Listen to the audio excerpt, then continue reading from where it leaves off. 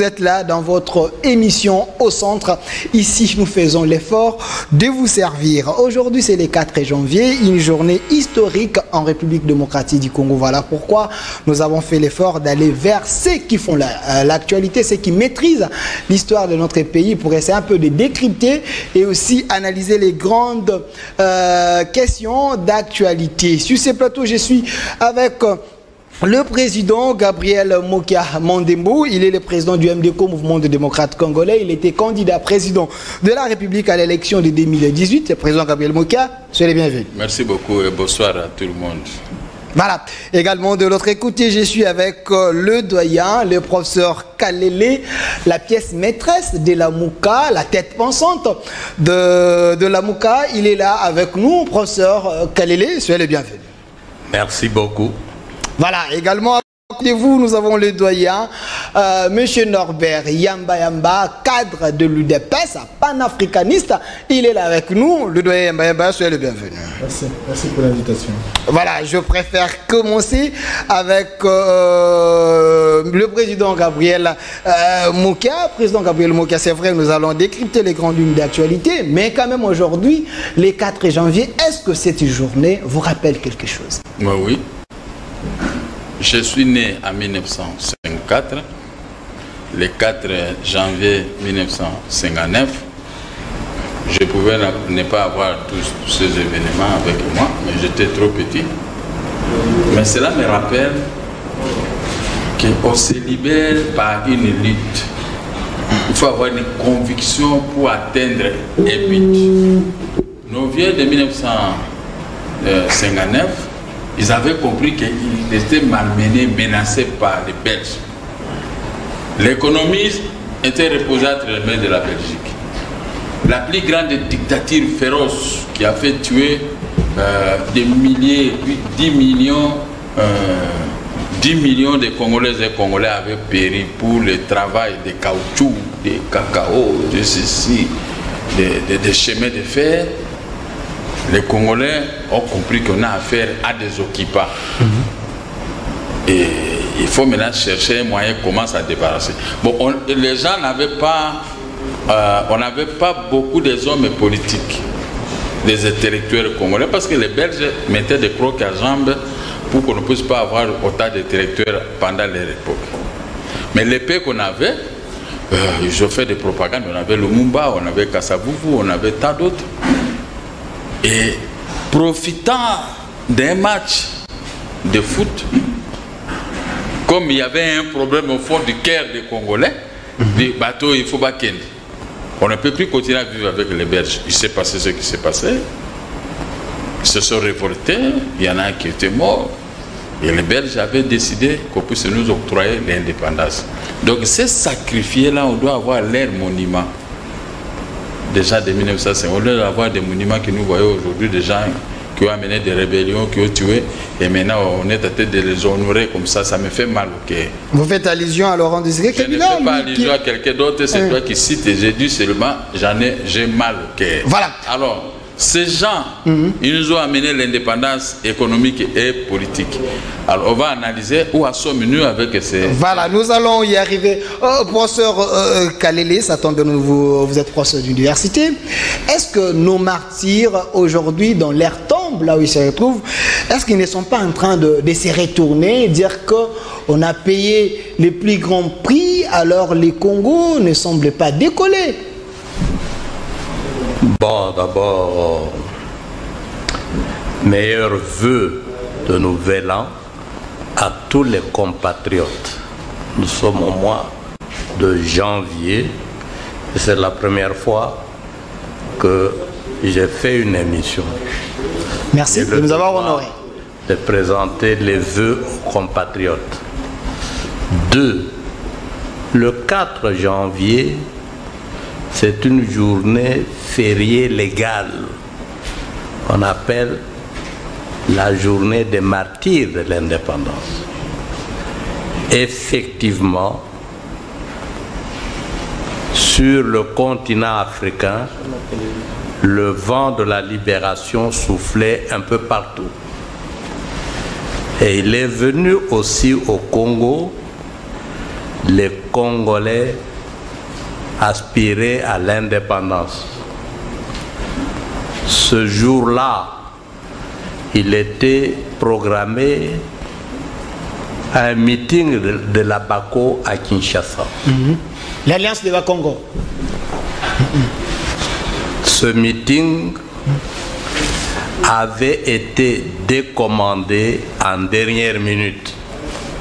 L'arrangement était pris entre le colon et Kassavoubou, le leader de la BACO. Mais on n'a pas donné l'information à la population. Du stade, la population se rendait au lieu du meeting. Mais elle va apprendre que le meeting a été annulé. Psychologiquement, et le match et la fièvre de l'indépendance ont fait monter la tension. Les gens ont réagi s'en prenant à des colons qui avaient décommandé le meeting. Et les colons ont riposté en tuant les Congolais. Combien ont été tués? Personne ne le sait avec exactitude. Il y a eu des morts. Voilà pourquoi on parle des martyrs de l'indépendance. Et comme vient de le dire monsieur, mon beau-fils, le président Mokia, les gens n'ont pas obtenu l'indépendance comme cadeau. Ils ont lutté. Ils ont arraché cette indépendance. Au prix du sang. Au prix des morts d'hommes. Et ce n'était pas la première fois. Il y a eu beaucoup de morts de Congolais qui protestaient.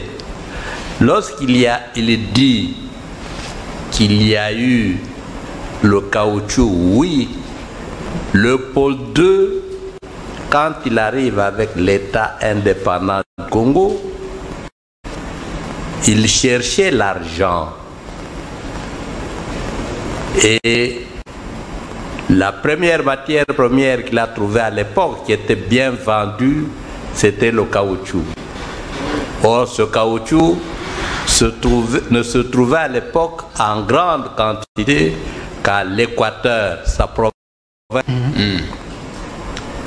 Léopold II a fait couper les mains aux Congolais qui n'apportaient pas la quantité de caoutchouc exigée. Le compte est macabre. On a estimé qu'à l'arrivée de Léopold II, les Congolais se chiffraient à 40 millions d'habitants. Avec le caoutchouc rouge, le caoutchouc, oui, on appelle caoutchouc rouge, ou le sang sur les lianes, la population a chuté de 40 à 14 millions. Vous comprenez le drame. Et ça continue après le caoutchouc, c'était le cuivre, c'était etc., etc. Il y a eu des morts. Est-ce que les Congolais qui sont morts peuvent regretter? Oui, ils ont le droit de regretter. Parce qu'ils ont lutté pour l'indépendance. Ils ont lutté pour l'amélioration du sort de leurs compatriotes, de leurs enfants et petits-enfants que nous sommes. Ils constatent que malgré cette lutte, nous avons fait du gâchis. Nous, les successeurs, l'indépendance qu'ils nous ont arrachée, nous ne l'avons pas confirmée. Voilà, merci. Professeur Kalele, je vais revenir vers vous. Monsieur Norbert Yambamba, qu'est-ce qui a fait qu'aujourd'hui, en écoutant professeur Kalele, que c'est du gâchis, est-ce que l'homme congolais n'est pas capable de valoriser son indépendance? Est-ce que réellement on est indépendant sur le plan économique, sur tous les plans? Merci.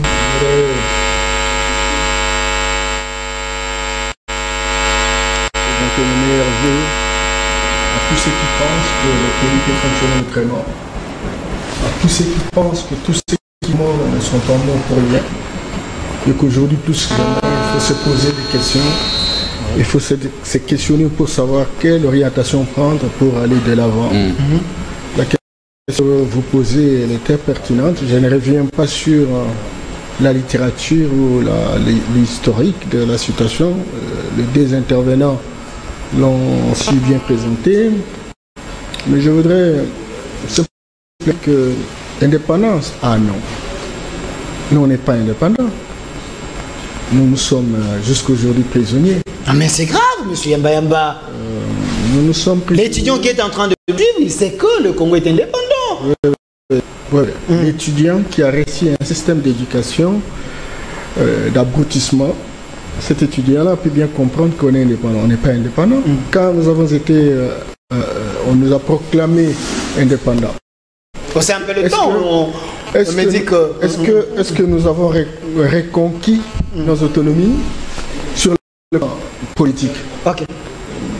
Certainement qu'on a des hommes politiques, mais toutes les publics, l'autonomie, la souveraineté pour avoir véritablement différentes politiques sont conçues, parfois téléguidées de l'extérieur.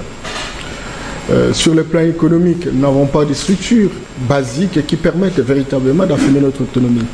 Nous avons des richesses potentielles, mais ces richesses ne sont pas transformées chez nous. Ces richesses ne nous servent pas grand-chose. Sur le plan social, très curieux, aujourd'hui, il y a plus de 90% de pauvreté dans notre société. Il n'y a pas de système sanitaire, il n'y a pas de système infrastructurel, on n'a pas organisé la République. Et sur le plan spirituel. Donc la République démocratique du Congo n'est pas organisée. Mais nous avons les institutions en place, M. Yamba Yamba. Nous avons des institutions et des institutions doivent répondre aux préoccupations des citoyens. Vous avez ce qu'on est en train d'assister. Vous avez d'une part le gouvernement, vous avez l'Assemblée nationale, etc. Et d'autres institutions connexes. Mais si ces institutions ne sont pas en mesure de prendre des politiques, de les exécuter et de permettre aux citoyens d'accéder à l'eau, à l'électricité, aux routes, au transport, etc. Vous allez me dire qu'on est autonome, vous allez me dire que ces institutions sont fonctionnelles.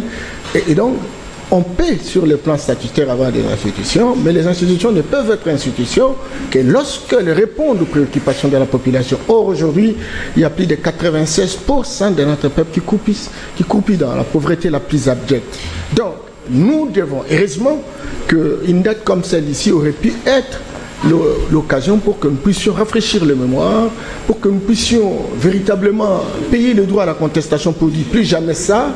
Vous savez, nos compatriotes se sont organisés à l'époque. Ils ont mis en place ce qu'on a appelé autrefois l'union sacrée de la nation. Ils ont entendu le Lumumba pour qu'il puisse véritablement aller dans la démarche de négociation. Aujourd'hui, je pense que l'occasion est arrivée où il faut véritablement dépasser les clivages. Les clivages, encore qu'il n'y a pas de clivage idéologique chez nous, hein. Tout le monde croit qu'il y a des idéologies, mais il n'y en a pas, en tout cas, si ce n'est que sur papier, ça c'est évident. Mais c'est aujourd'hui plus que jamais qu'on puisse dépasser les clivages politiques pour que, ensemble, nous disons, payons le droit à la contestation, servons la République, allons de l'avant, parce qu'on ne peut pas comprendre, pendant 60 ans, on est incapable d'avoir une route macadamisée qui part de Kinshasa jusqu'à Kisangani, ou de Kisangani jusqu'au Nord Kivu, et de Nord Kivu jusqu'à Bukavu. J'ai l'impression que vous avez la mauvaise volonté. Il y a eu le projet de 5 chantiers ici, avec le pouvoir sortant. Il y a eu des routes. Non, mais, écoutez, arrêtez ça. Nous avons 152 000 km de route. On a fait 2000 km. Talitage et rablayage, essentiellement. Nous avons 3500 ponts. Vous voyez, on a fait combien? On n'est pas allé au-delà d'1%. Nous avons 1500 bacs. Il y a eu 20 bacs. Financés par l'Union européenne. Donc, il faut éviter ça.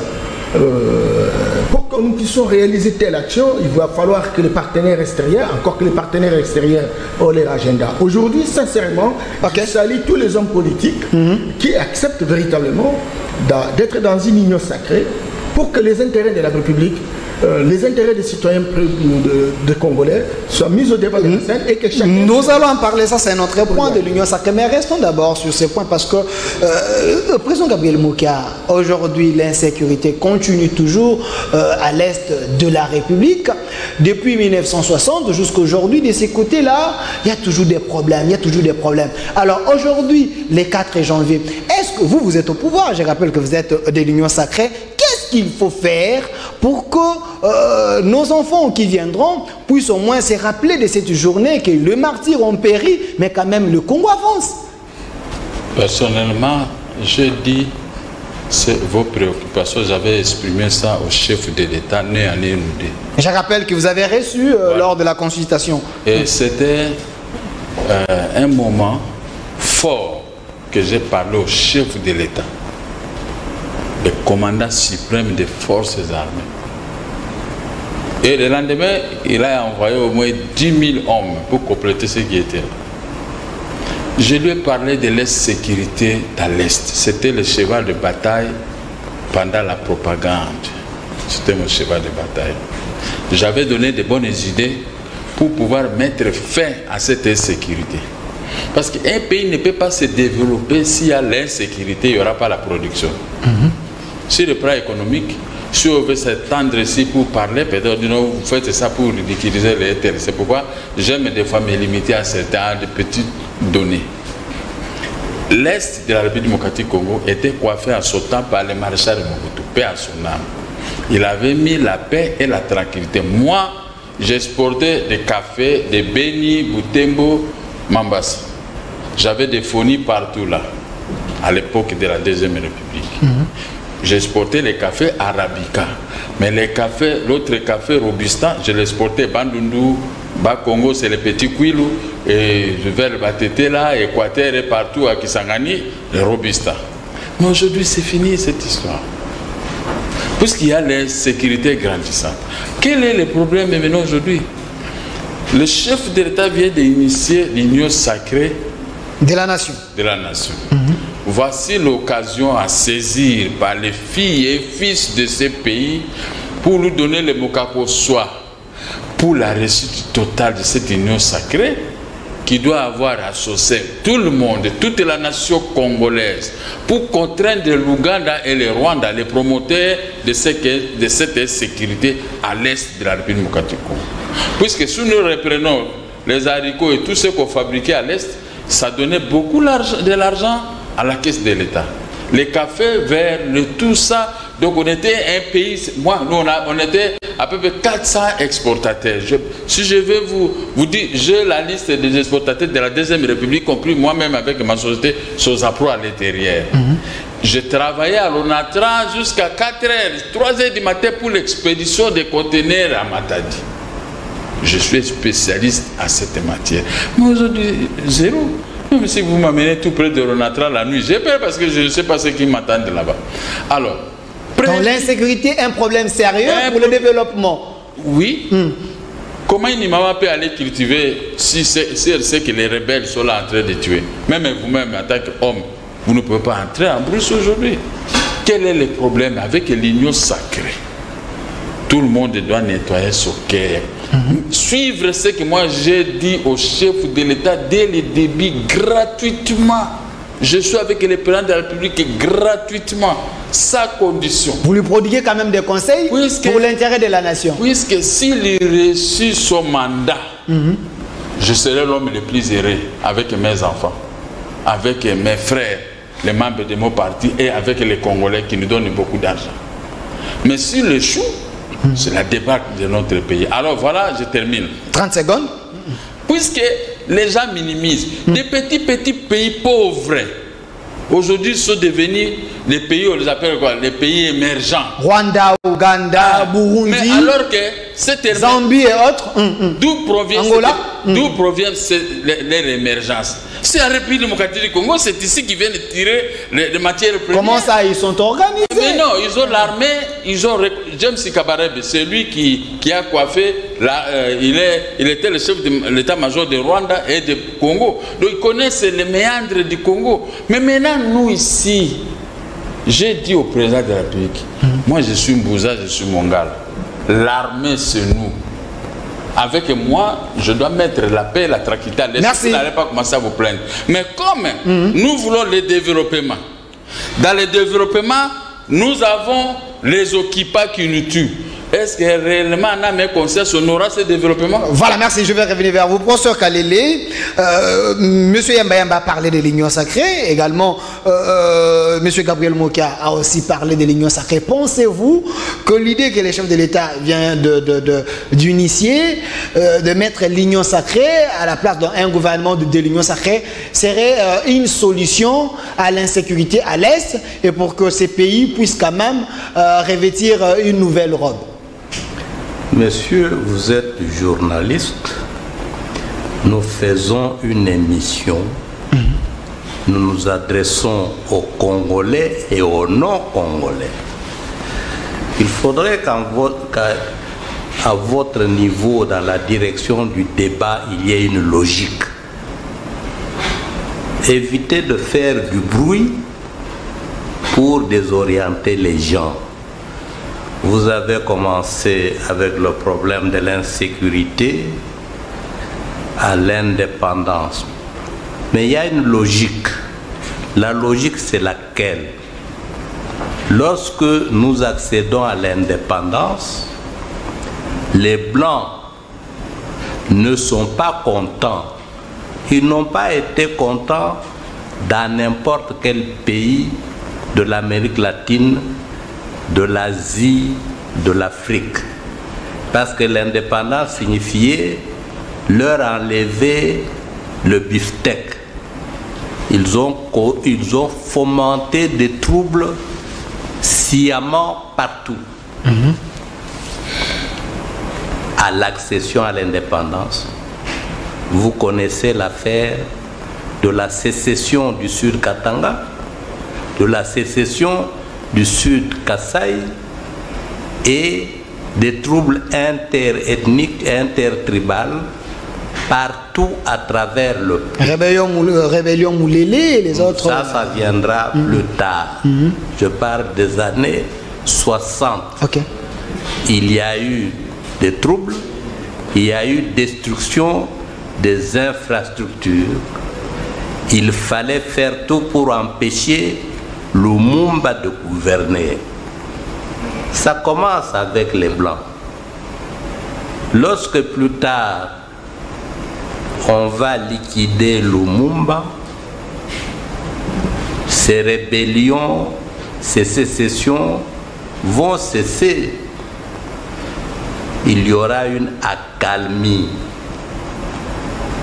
Mais les Congolais qui n'étaient pas contents, qui constataient que l'indépendance était une farce, comme le dit vient de le dire Yamba Yamba, vont se révolter. C'est là qu'apparaît le mouvement mouléliste.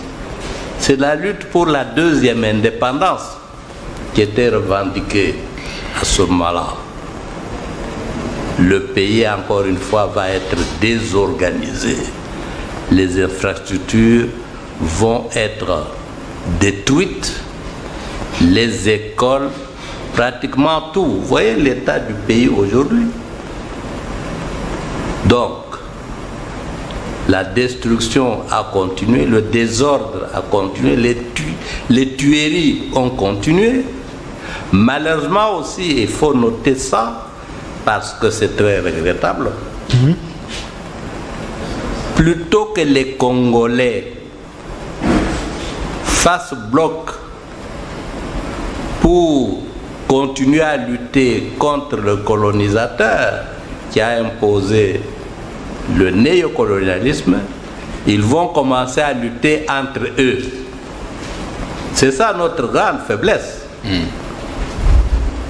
Notre ennemi, ce n'est pas Yamba Yamba, ce n'est pas Mocha, ce n'est pas toi. Nous sommes tous victimes d'une exploitation coloniale et néocoloniale.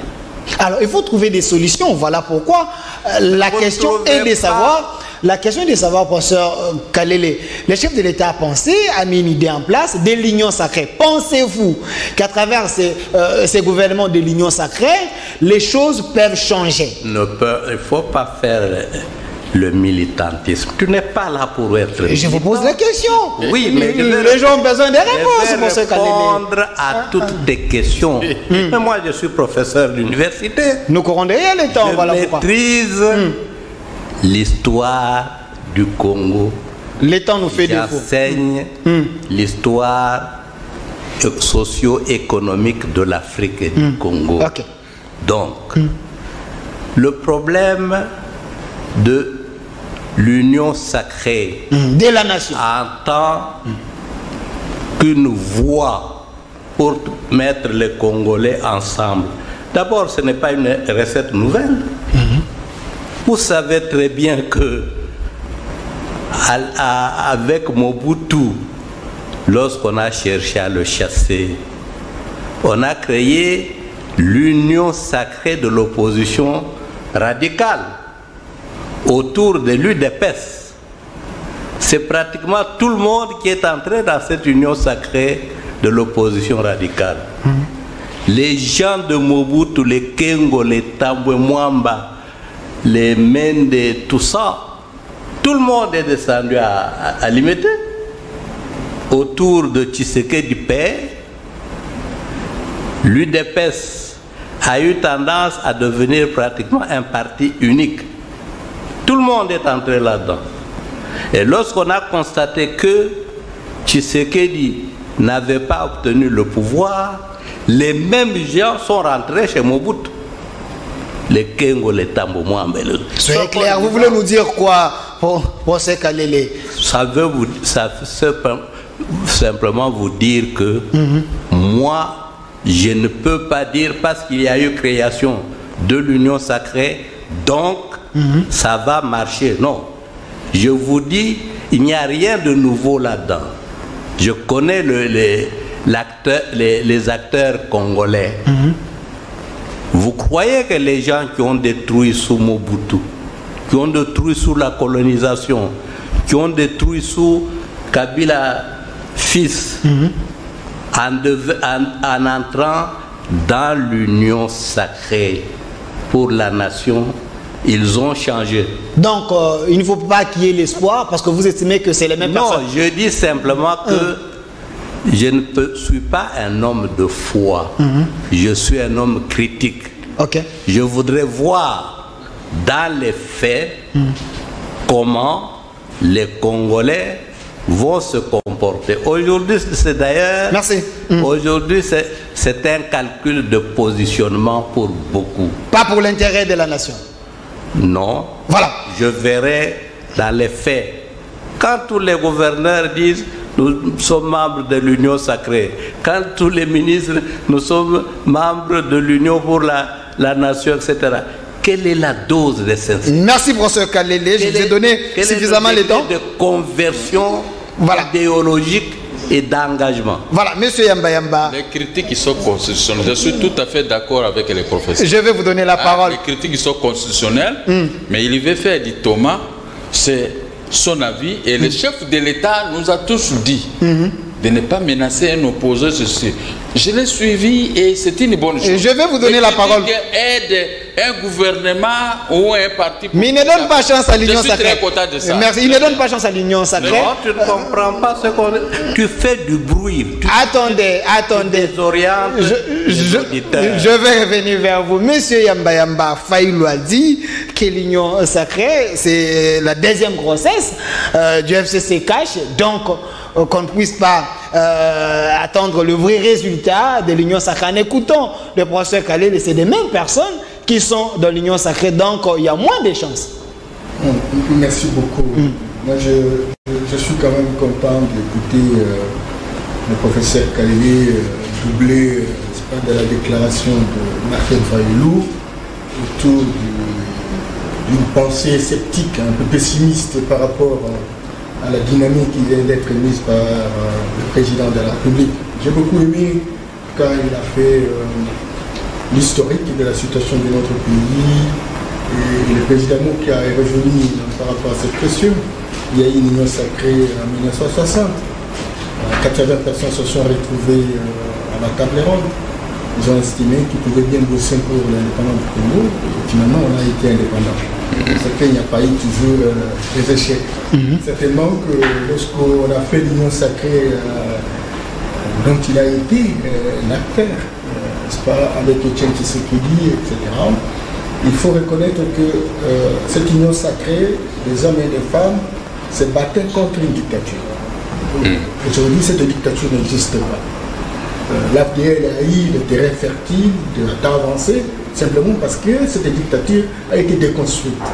Mais la particularité aujourd'hui, c'est qu'au moment où l'on formait l'union sacrée, c'est pas à l'époque du maréchal, le maréchal n'était pas d'accord avec ce qui était proposé par l'union sacrée. Aujourd'hui, il y a quelqu'un qui est à la tête de l'État, qui est disposé de vérifier. Il a l'écoute. D'écouter la population et de s'accommoder par rapport aux différentes propositions.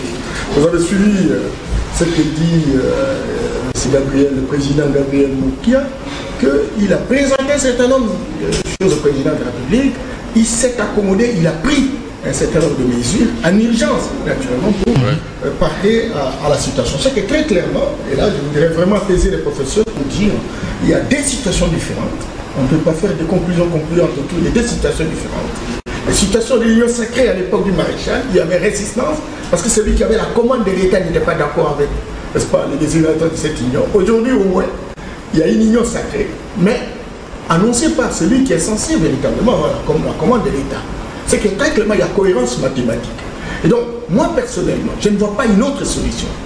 Et je suis très heureux quand je suis en face du professeur Kalele, qui est une grande intelligence dans notre pays. Ce sont des occasions comme ça, des opportunités comme ça, qu'on peut véritablement ressentir la plus-value ou la valeur ajoutée de chacun de nous. Oui, bon, il y a blocage. Et enfin, on fait comment? On disparaît? Non. Et alors, on a besoin des intelligences de Santalan. Mais il faut innover. Vous prenez juste une ancienne histoire, donc la même musique. Selon lui, vous n'avez pas innové. L'union sacrée, ça a été. Non, non, écoutez, ce n'est pas la même musique. Même des situations, même les jumeaux, il y a toujours de petites particularités de spécificité. Je vous ai dit que hier, nous avons eu des difficultés de pouvoir réussir le pari.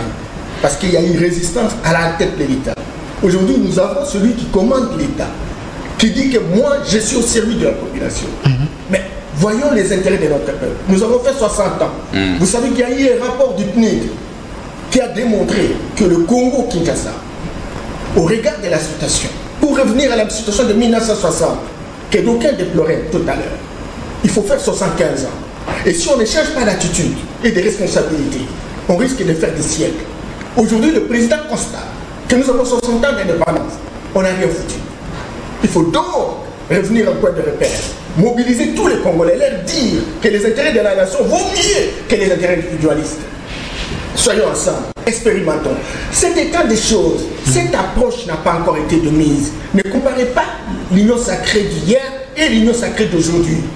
Parce qu'il y a une volonté. Regardez, comment pouvez-vous imaginer, déjà du FCC, hier, n'est-ce pas, qui avait, ils ont amassé pas mal d'avantages, etc., accepte d'y aller. Le président Moukia, parce que vous ne comptabilisez pas toutes ces sorties médiatiques, etc., c'est beaucoup de moyens. Mais il dit, je sers le président Tshisekedi parce qu'il suscite l'espérance. Et tout le monde y travaille dans ce sens. Beaucoup disent, mais écoute, est-ce que les gens n'ont pas eu l'argent? L'argent va l'avoir où? Et donc, il y a une volonté très volontariste dans les chefs du Congolais de se dire, fonctionnons autrement. Nous avons été humiliés à travers le monde.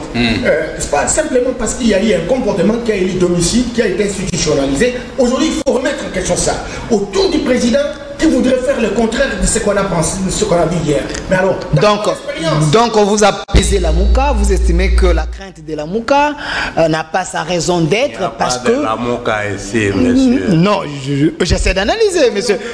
Je pensais qu'elle allait... Je vais revenir vers vous, s'il vous plaît. Il termine, laissez-le. Voilà. Je termine. 30 secondes. Nous avons besoin, franchement, aujourd'hui, plus que jamais, des hommes et des femmes qui ont une plus-value apportée par rapport à la dynamique de notre pays, les gens de la Mouka. Il y a des poids lourds, il reste aussi un autre poids lourd, Martin Fayulu, qui parle de la noblesse. Les deux poids lourds que vous avez débauchés selon les autres. Je crois qu'il y a moyen aujourd'hui, sincèrement, que nous puissions parler le même langage. Mais il a été candidat président de la République. Est-ce qu'il est allé faire la farce ou il avait un projet? Je l'ai vu défendre ce projet à la télé. Mais un projet cohérent.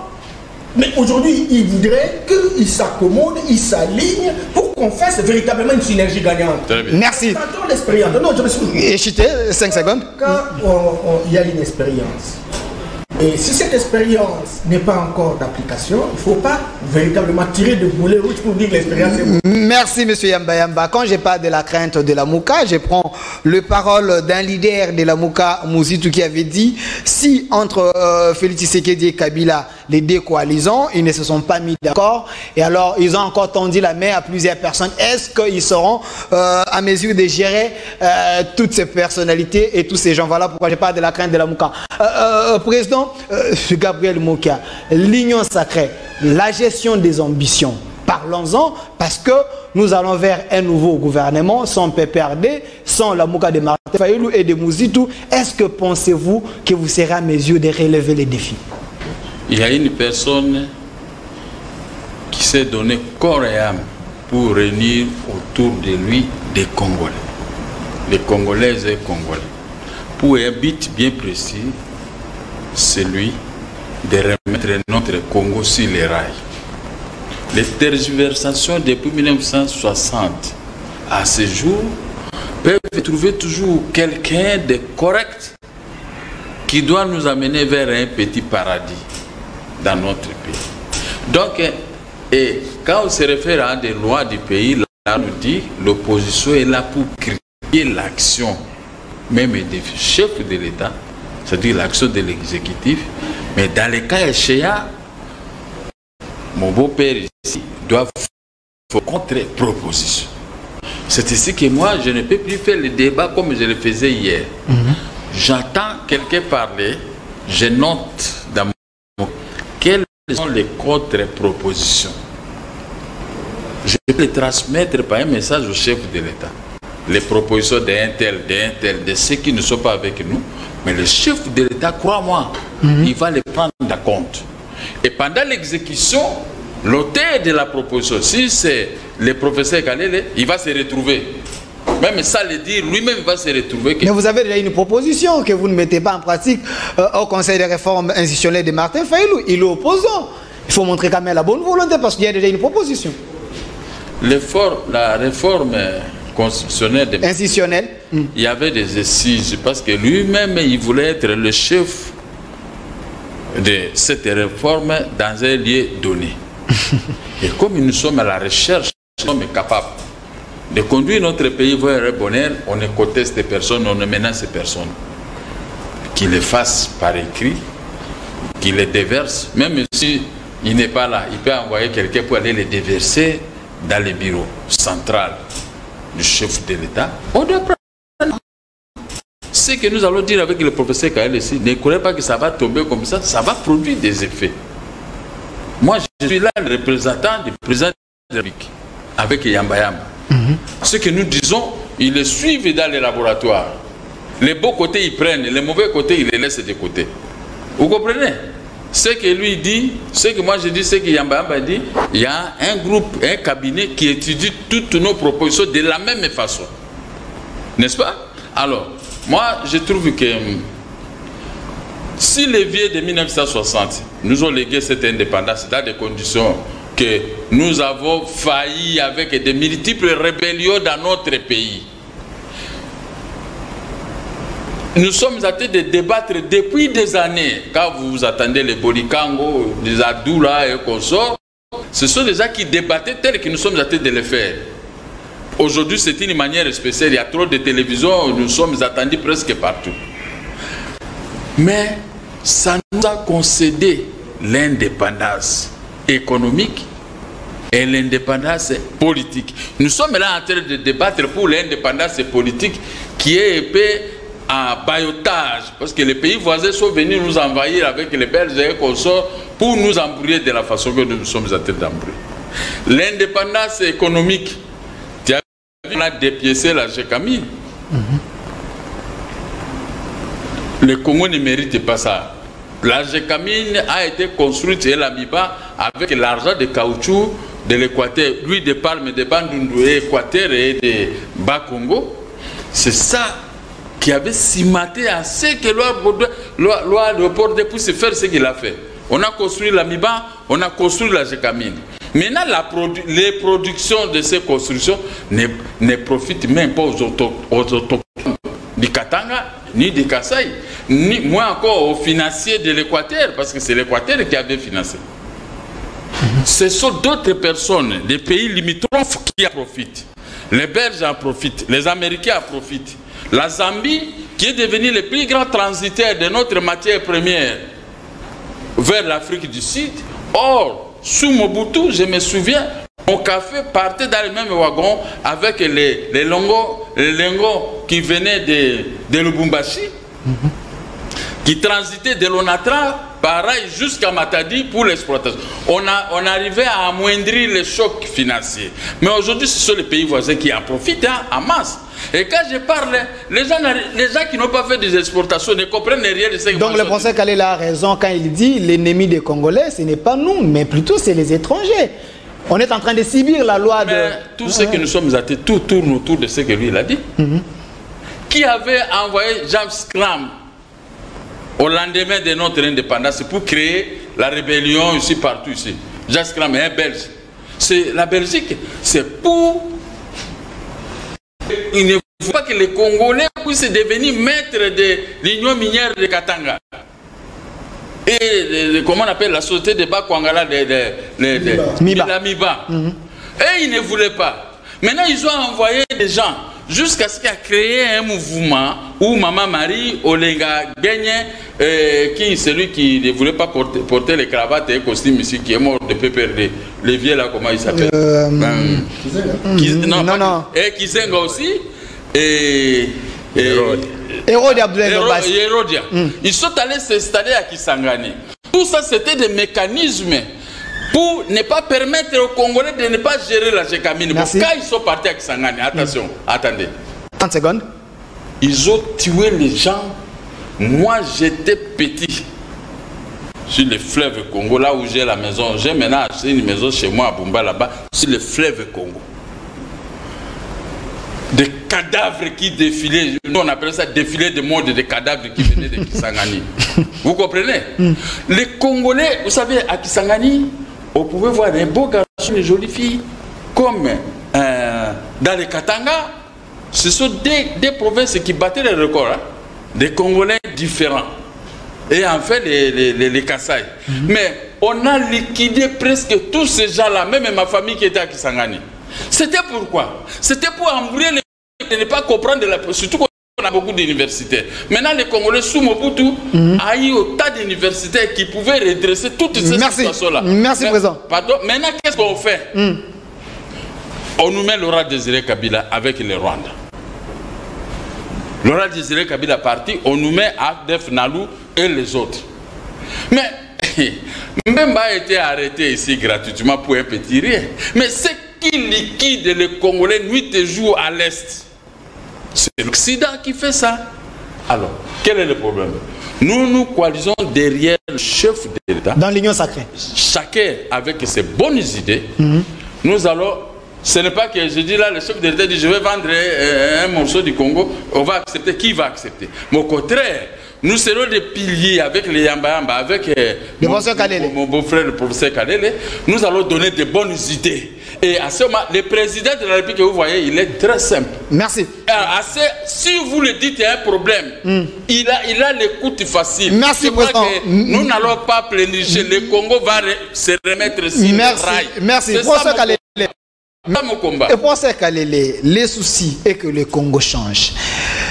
Tshisekedi aujourd'hui au pouvoir, vous étiez avec lui à l'opposition, vous avez mené ces combats pour que les choses changent. Aujourd'hui, le FCC semble être anéanti.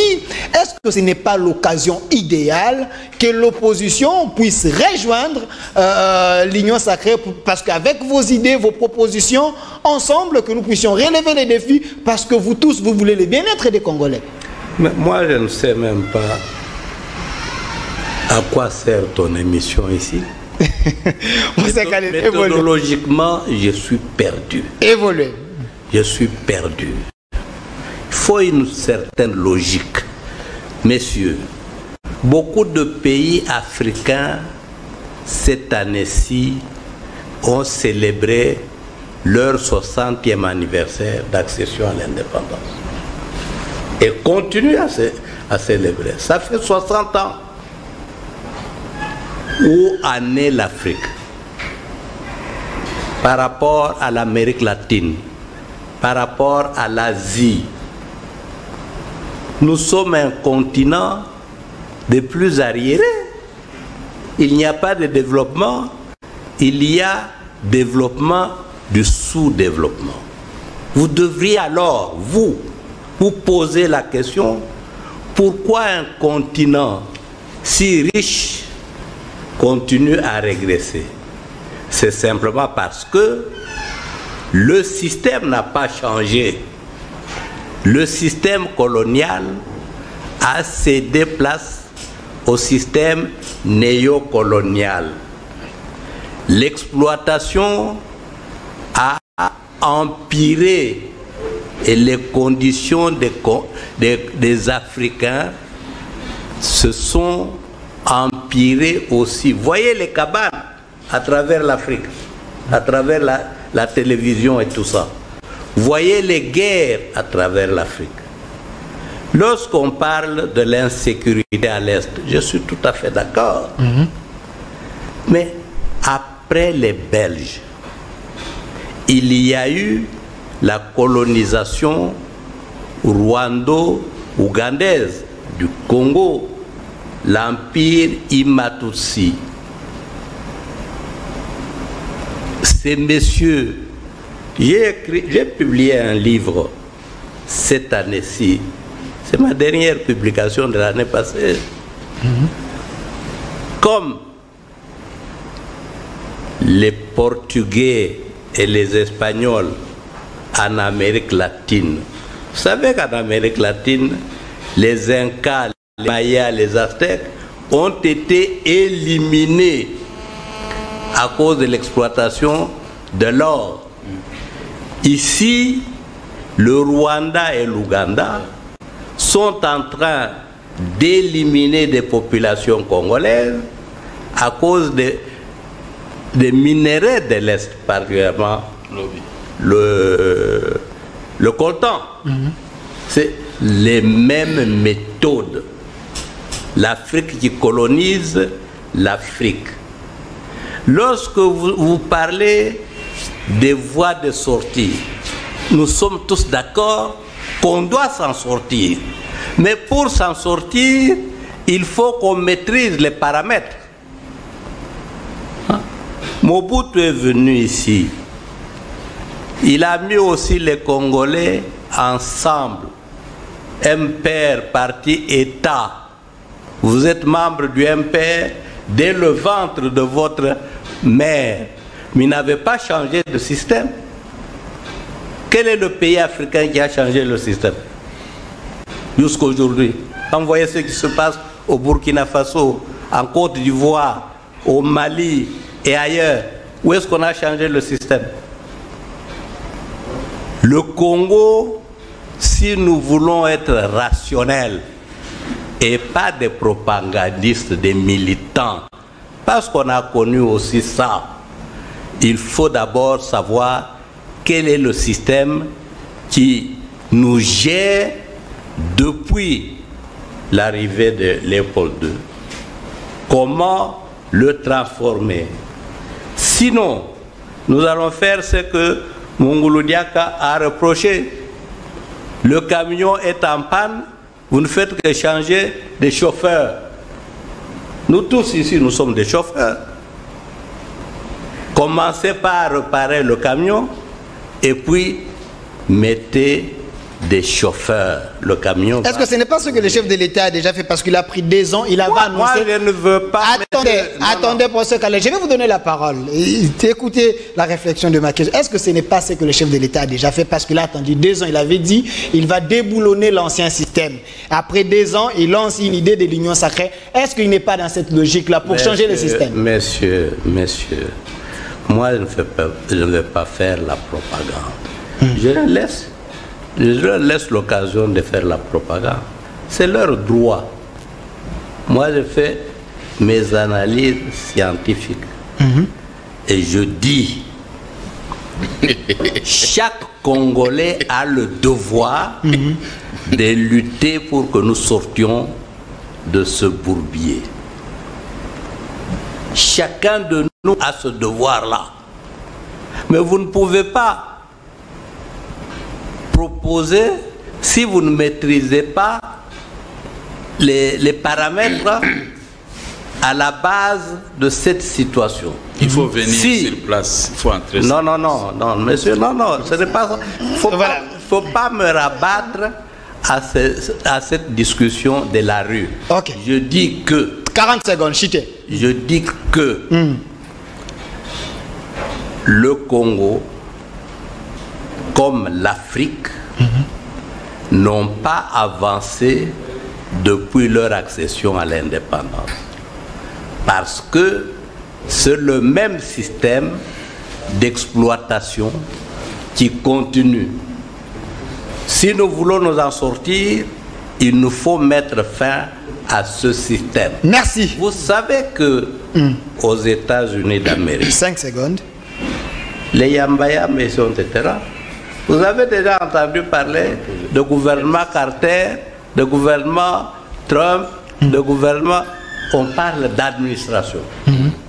Ça signifie que tous les Congolais, tous les Américains, que vous soyez démocrate ou républicain, vous devez travailler pour le bien de l'Amérique, le développement de l'Amérique. Merci, professeur Kalele. Merci, je veux référer C'est ça que je voudrais que l'on fasse. Merci. Je voudrais... Monsieur Norbert, je termine. Je vais vous donner la parole, s'il vous plaît. Qui chite alors? Ok, chitez. Quel est le système? Oui, Attendez. Je termine en disant, tout le monde doit faire un effort pour l'excellence, y compris les journalistes.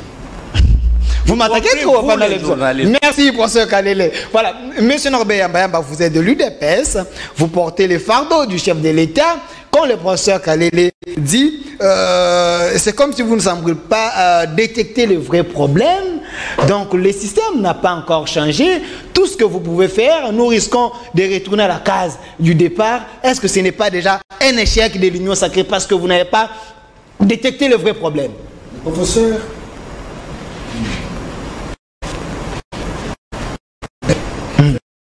et il est fait. Malheureusement, même l'histoire, c'est un récit, mais il y a des interrogations aussi. Mais il y a aussi des propositions. Il me semble qu'il s'arrête seulement à des analyses. Il n'a pas proposé.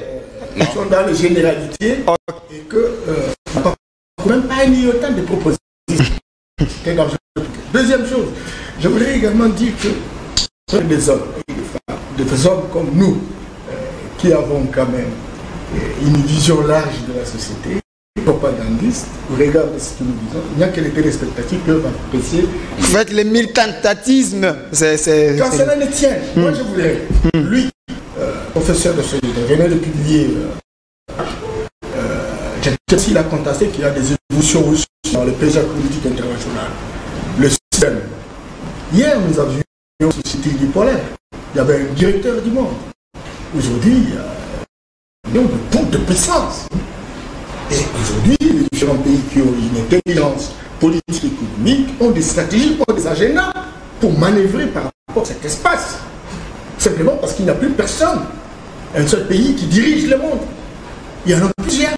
Vous avez les Américains, les États-Unis, vous avez la Russie, vous avez la Chine, vous avez l'Inde, vous avez la Turquie, tous ces pays-là. Nous sommes dans un engrenage où il y a de multiples puissances. Et donc, il y a possibilité de manœuvrer.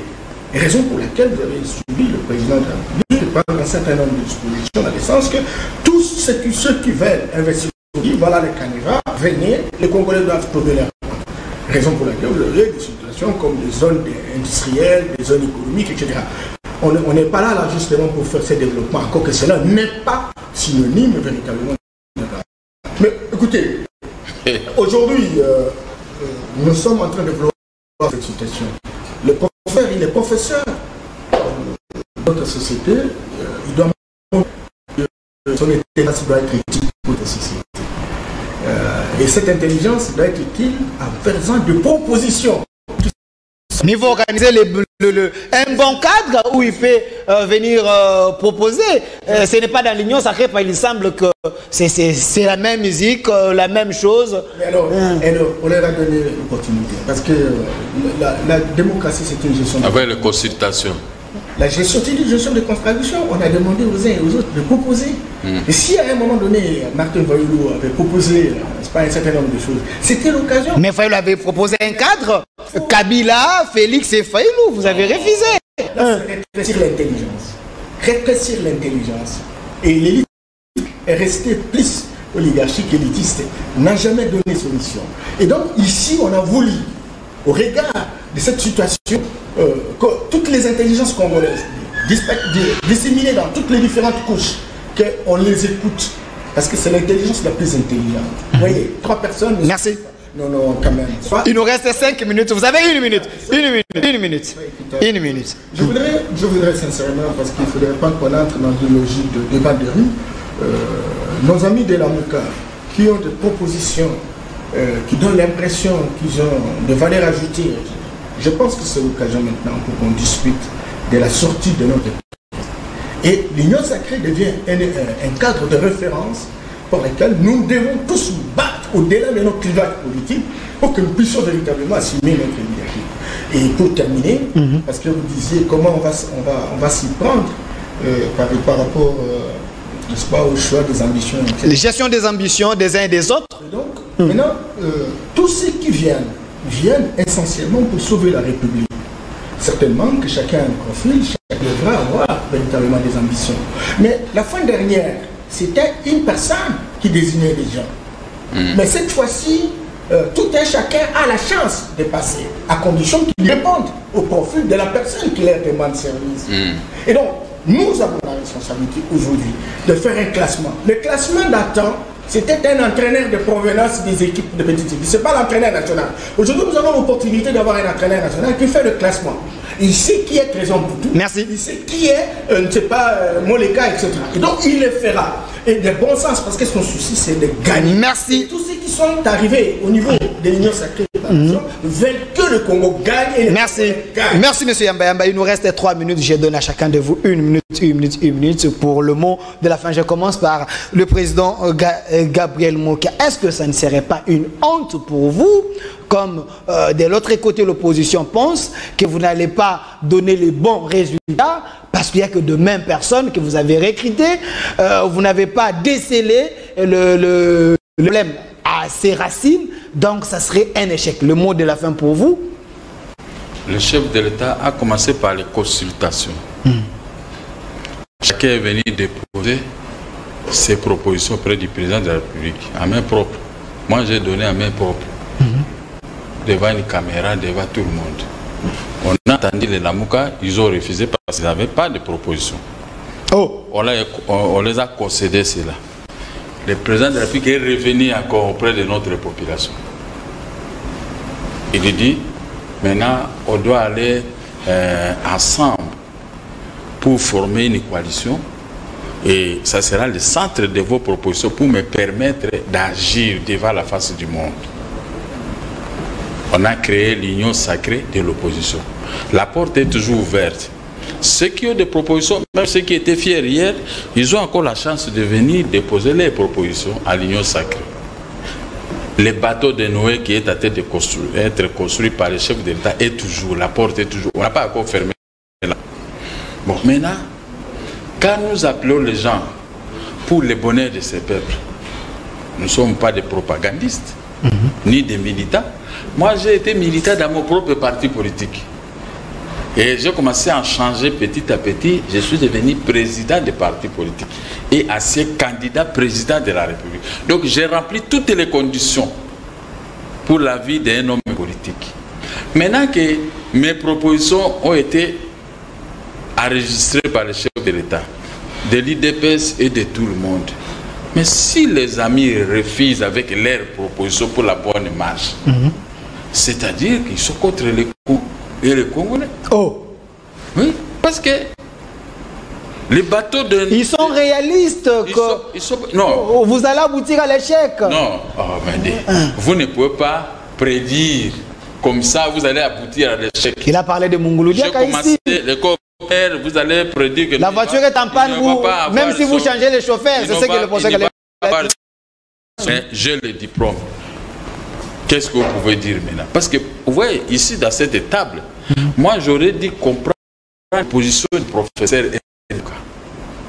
Mais je n'ai pas attendu des propositions. Merci. J'ai attendu que des critiques. Mais, la porte n'est pas fermée pour la Mouka. Martin Fayoul, c'était un ami.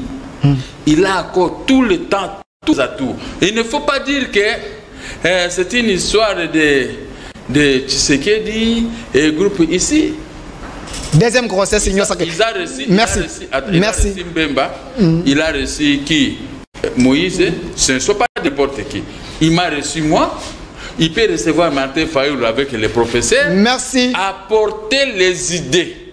Avec ces idées, nous allons avoir une assemblée nationale typiquement avec les filles et fils de ces pays. Nous allons avoir un gouvernement avec un premier ministre. Merci. Voulu par merci, tout le monde. Il nous reste.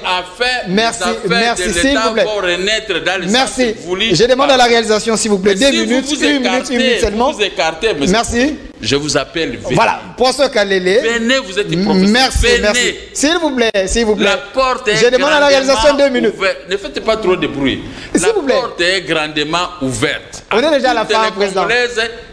Merci, professeur Kalele. Vous avez la chance. Professeur Kalele. Apportez les propositions. Merci, professeur Kalele. 1 minute, le mot de la fin, la voie de sortie, que la Mouka peut proposer l'opposition, parce que vous aimez tant ces Congolais, vous voulez le bien des Congolais. C'est aussi votre mot de la fin. Le professeur Kalele n'est pas venu ici comme porte-parole de la Mouka. J'ai dit la voie de sortie. Bon. Et tant que professeur.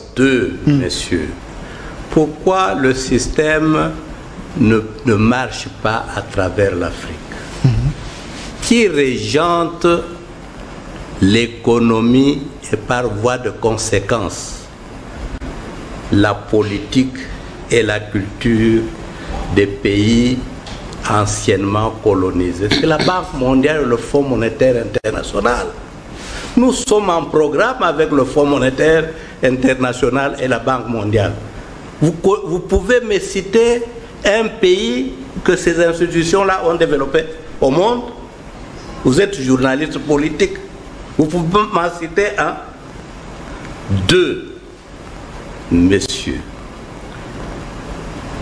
Puisque vous faites du méli-mélo, proposition de sortie de crise, Martin Fayoul que vous citez ici, bien qu'il ne soit pas à cette table, a fait une proposition de sortie de crise qu'il vous a distribué. Tous les journalistes, vous avez avoir ça. Proposition de sortie de crise. Il ne dit pas plan de sortie de crise. Cette proposition, ça signifie que il peut y avoir des limites. Celui qui a des contre-propositions, on en débat. On en débat. Celui qui peut enrichir, celui qui peut corriger, corrige. Mais pourquoi nous, on n'avance pas? On est en train de discuter... 10 secondes, on shit. De discuter comme des noirs. il devait déposer ça auprès du chef de l'État qui est le décideur. Pourquoi? Pas à nous autres. Mais Moi encore aux journalistes. S'il vous plaît, 5 secondes pour ce qu'elle est terminée. On est déjà à la fin. Non. Cette proposition du plan de sortie de crise a été faite avant l'actualité politique actuelle. Merci. Et a été présentée chez les catholiques là-bas, au centre interdiocésain, distribuée partout. Merci, professeur Kalele. Merci. Vous devez avoir. Merci, professeur Kalele. Merci. C'est également votre mot de la fin. Monsieur Norbert Yamba. La fin, on retient quoi? C'est tendancieux de dire on parle, on ne propose pas. Merci. Moi, j'écris un livre, le Fonds monétaire international et la situation sociale aux Haïtiens. Merci. C'est encore d'actualité. Voilà, monsieur Yamba, terminé. Vraiment, respectez 1 minute parce qu'on a vraiment débordé. 1 minute, mot de la fin. Je voulais simplement dire que l'histoire n'est pas seulement un récit, mais c'est aussi une interrogation. Première chose. Deuxième chose, je voudrais également que l'on sache qu'il y a une évolution en Afrique. L'Éthiopie fut hier un pays affamé. Ça a évolué. Ça a évolué sur base d'une stratégie, d'une intelligence économique. Montantis, le Nigeria, l'Égypte, l'Afrique du Sud. Il n'y a que le Congo qui titube au centre, etc. Et nous avons intérêt de construire une synergie gagnante avec le président de la République centrafricaine. Troisième chose. La Banque mondiale, les Fonds monétaires internationaux n'ont pas vocation de pouvoir développer un pays. Jamais une banque peut se substituer à un gouvernement de la République. Ce sont des partenaires au développement. Et donc, il faudrait que l'élite soit plus responsable pour avoir leur propre programme, savoir mobiliser des ressources, savoir avoir une torche qui éclaire leur avenir, et c'est donc à la banque de s'accommoder. Merci. Et cela est possible. Je voudrais terminer en disant, merci. L'expérience d'une vingtaine d'années de collaboration avec la Banque mondiale. Et il y a moyen de réussir. Merci. La présence de la Banque mondiale, mais aujourd'hui plus que jamais, avec le président de la République qui a une très grande capacité de développement. Ok, merci monsieur Norbert Yamba. Je rappelle sur ces plateaux, j'étais avec monsieur Norbert Yamba, cadre de l'UDPS, panafricaniste. Merci d'avoir répondu à notre invitation. Je n'ai pas aimé ce que dit le prof, il dit on réfléchit comme des noirs. Moi je suis noir, je suis pas noir. Merci. Merci également de l'autre côté, professeur Kalele. Professeur Kalele, la tête pense. Merci également d'avoir répondu à notre invitation. Également de l'autre côté, président Gabriel Mokia, président du MD Mouvement des démocrates congolais. Il était un ancien candidat président de la République. Merci d'avoir répondu à notre invitation. Le pays sera développé. Merci aussi à vous fidèles. Vous étiez très nombreux. Restez fidèles à votre émission au centre chaque jour à partir de 17h30 en direct et la rediffusion la nuit. Un grand merci à la réalisation avec l'ingénieur Énergie Lelo avec son équipe. Un grand merci également à notre AG qui nous fait confiance. Restez fidèles à nos programmes. Au revoir.